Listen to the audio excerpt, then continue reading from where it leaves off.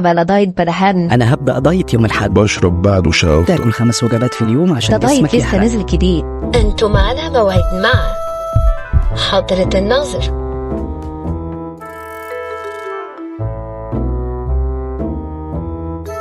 انا هبدأ دايت يوم الأحد. أنا هبدأ من يوم الاثنين عشان عاملين مكرونة بشاميل في البيت يوم الأحد.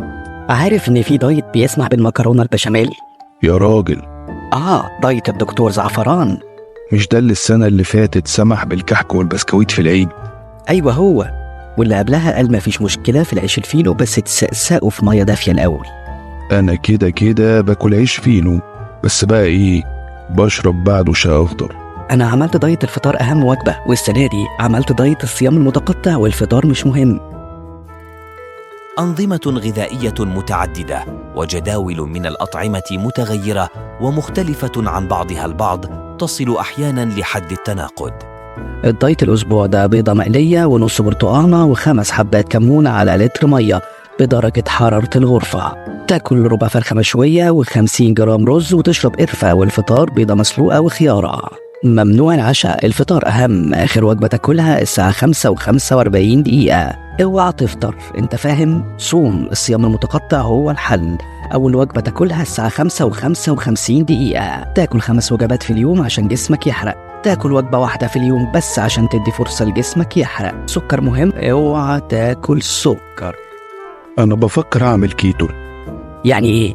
تمنع نشويات وسكريات وتاكل دهون، مع إني من 2 عملت دايت لا للدهون. أنا بفكر في اللوكارب. ما تيجي نتعشى، تعال نطلب برجر.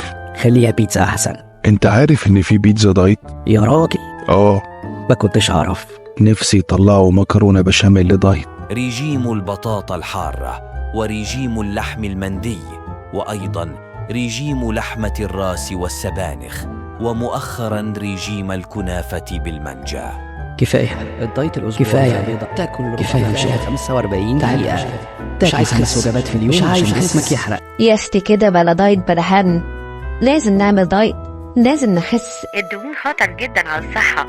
لا يا حبيبتي، مفيش دايت. مش هروح انا لحد يقول لي سكر دايت وملح هيمالايا و44 سعر حراري ونص في الوجبة وامشي 570 متر في اليوم والكلام ده. بلا وجع قلب. لا احنا مش هنعمل كده، هنعمل دايت تاني. ده دايت لسه نازل جديد. اتارينا كنا ماشيين غلط زمان. ده دايت ايه ده؟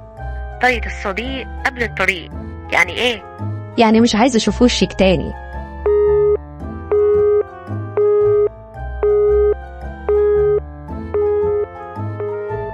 كل يوم أنظمة غذائية جديدة بلا نهاية وتوصيات لا حدود لها من المنظمات الطبية، ويظل الدايت الأخير حلم لن نصل إليه أبداً.